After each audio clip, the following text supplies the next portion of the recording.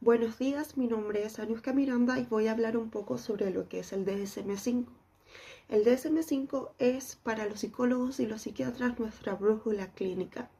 Esta no tiene como función etiquetar a los pacientes, sino orientarnos y darnos las herramientas necesarias junto a los criterios para poder hacer el diagnóstico preciso. También para poder hacer el tratamiento adecuado. La importancia en la adultez y en la vejez del DSM-5 es algo fundamental, ya que nos sirve como guías para orientarnos si el adulto tiene un síntoma derivado de su envejecimiento, tiene una patología médica o un trastorno patológico exacto.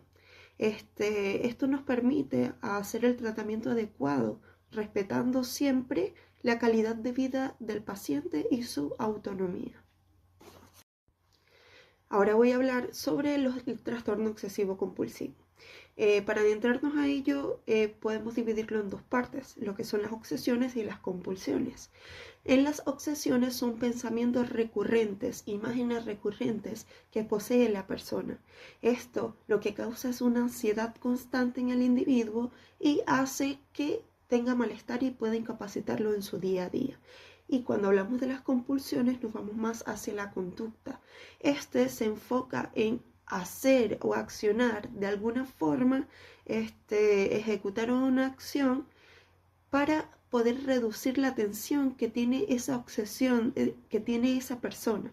Al tener esa obsesión constante, como por ejemplo querer lavarse las manos todo el tiempo para sentirlas que tienes limpia, o revisar la manilla que esté cerrada constantemente, o también organizar cosas de limpiar excesivamente. Todo esto viene a través de estas compulsiones que padecen, lo que causa una ansiedad en el sujeto y que tiene que realizar la acción para poder prevenir y reducir el malestar de la persona. Muchas gracias. Cuando hablamos de TOC, estamos hablando de que es más que una manía, es realmente una lucha interna con la cual vive el paciente. Soy Leslie Pulido, estudiante de la Universidad de Yacambú para la licenciatura en Psicología. Cuando hablamos de el TOC, estamos hablando de pensamientos, obsesiones, compulsiones o ambas. Las obsesiones son pensamientos impulsivos o imágenes recurrentes que generan una ansiedad significativa en el paciente, mientras que las compulsiones son conductas repetitivas o actos mentales que la persona necesita realizar para reducir esa ansiedad o prevenir algún hecho temido. También el trastorno obsesivo compulsivo tiene un componente neurobiológico. El circuito implicado en este trastorno es el circuito estriado tálamo cortical. El circuito se torna hiperactivo y provoca las conductas obsesivo-compulsivas. Desde una perspectiva clínica, cuando hablamos de el contenido de las obsesiones, de las compulsiones, estamos hablando que en las obsesiones suelen estar relacionadas con temas como la contaminación, con el orden o la simetría, también con pensamientos agresivos o prohibidos. Por ejemplo, un ejemplo de pensamiento o intrusivo en las obsesiones es el miedo a contaminarse. Entonces, si no me lavo las manos, puedo enfermarme. ¿Cuál sería la compulsión? La compulsión sería un lavado excesivo de las manos. Es una conducta que no puede dejar de hacer ni verificar constantemente, ya que es un ritual que tiene por el miedo a enfermarse y que reduce significativamente la ansiedad. Los criterios diagnósticos del DSM-5 establecen que las enfermedades mentales como la compulsión y las obsesiones deben consumir un tiempo, 1 hora al día por lo menos. También deben generar un malestar significativamente clínico. Por otra parte, el paciente por lo menos debe reconocer en cierto grado que estos son pensamientos y obsesiones irracionales y que de alguna manera son exagerados. Esto, por supuesto, puede variar de persona a persona. Estas enfermedades mentales, como el TOC, No van a explicarse mejor por otra enfermedad mental y también por el uso de sustancias tóxicas o por alguna otra enfermedad. El curso del trastorno típico del TOC suele tener un inicio gradual. Comúnmente inicia en la adolescencia o adultez temprana, aunque también puede ocurrir en la niñez. Tiende a ser un trastorno crónico con fluctuaciones en la intensidad de los síntomas. En la adultez, por ejemplo, puede interferir significativamente en el funcionamiento laboral, también social.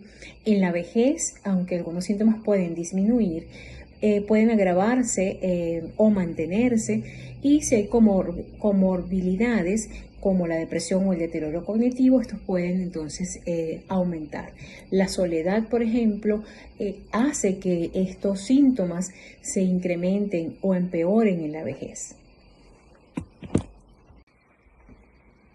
Necesitamos distinguir el TOC de otros trastornos. Para eso tenemos el diagnóstico diferencial. El trastorno de ansiedad generalizada, donde las preocupaciones son más realistas y no necesariamente intrusivas. Del trastorno delirante, donde las creencias no son reconocidas como irracionales. También del trastorno del espectro obsesivo-compulsivo, como el trastorno dismórfico corporal. También del trastorno de acumulación, que aunque son relacionados, tienen características propias y específicas. En conclusión, el TOC es un trastorno complejo que impacta significativamente la vida del individuo, especialmente en las etapas de la adultez y la vejez, donde el individuo puede perder la autonomía y afectar su calidad de vida, lo cual resalta la importancia de su adecuada evaluación clínica. Ahora vamos con el siguiente punto, que son las manifestaciones clínicas según la edad. El TOC crece con la persona y sus preocupaciones cambian según la etapa del desarrollo. En la infancia y en la adolescencia, los niños a menudo tienen rituales de conteo, orden simétrico o lavado, pero carecen de instinct, que es que no saben que sus pensamientos son irracionales. Es común la acomodación familiar, donde obligan a padres a participar en el ritual. Ejemplo, dime que no me voy a enfermar, una cosa así. En la adultez, las obsesiones se vuelven más abstractas. Aparecen miedos relacionados con el daño a terceros, dudas religiosas o pensamientos sexuales intrusivos. En el adulto suele ocultar estos síntomas por vergüenza, lo que retrasa el diagnóstico a una medida de 7 a 10 años. Y en la vejez, aunque es raro que el TOC aparezca por primera vez en la vejez, los síntomas suelen centrarse en la salud y el miedo a la muerte. En esta etapa, el TOC puede confundirse con los primeros síntomas de demencia o deterioro cognitivo. Hola, muy buenos días. Mi nombre es Joanne Díaz y les voy a hablar un poco sobre el diagnóstico del TOC, que es el curso típico y los desafíos del diagnóstico. El TOC no es una enfermedad pasajera, es una condición de curso crónico y persistente. Al inicio generalmente comienza en la adolescencia o una adultez temprana. Al inicio suele ser gradual, aunque un evento de estrés puede disparar los síntomas de forma aguda. El patrón funciona por oleadas. Hay periodos de relativa calma y crisis, y periodos donde hay crisis por el estrés ambiental. Sin tratamiento, solo el 20% de los pacientes experimentan remisión completa. El diagnóstico diferencial es vital no confundirlo con el trastorno de la ansiedad generalizada, que te preocupas por problemas reales, que son los dineros, la salud, etc. En cambio, en el TOC, las obsesiones son intrusivas e irracionales y van seguidas de un ritual de compulsión. Los trastornos de la personalidad obsesivo-compulsivo, que aquí no hay rituales ni obsesiones angustiantes, sino que la persona simplemente es extremadamente perfeccionista. Factores y riesgos y ciclo vital. El TOC es sensible a los cambios biológicos y sociales.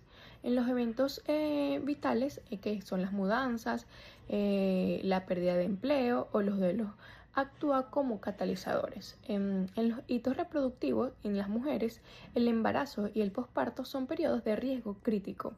Muchas mujeres desarrollan TOC posparto, con obsesiones de hacerle daño al bebé, lo cual genera una angustia devastadora. En los factores neurobiológicos tenemos que existe una heredabilidad de hasta 45% en adultos y mayor en niños. En las comorbilidades frecuentes tenemos que el TOC rara vez viene solo, especialmente al envejecer. La depresión mayor es un 60%, que es la más común. El paciente se deprime por desgaste que implica vivir con rituales que consumen horas en su día. Y el trastorno de la ansiedad, especialmente la fobia social debido al miedo a que otros noten sus tics o sus rituales. Y en la vejez, que es el trastorno de la acumulación, cobra relevancia. Muchos pacientes con TOC crónico terminan acumulando objetos como una forma de desahogo. Hola, mi nombre es Karen Marcano y les hablaré sobre de qué manera el conocimiento de los trastornos mentales clasificados en el DSM-5 contribuye a una mejor evaluación, diagnóstico y abordaje clínico en la adultez y la vejez. El conocimiento del DSM-5 es fundamental para mejorar la evaluación, el diagnóstico y el abordaje clínico en la adultez y la vejez, ya que proporciona criterios claros que ayudan a identificar los trastornos mentales de manera más precisa. En estas etapas de la vida, muchos síntomas pueden confundirse con cambios normales del envejecimiento, por lo que contar con una guía estructurada permite evitar una interpretación errónea. Además, el conocimiento de este manual fortalece el rol del psicólogo en la intervención temprana.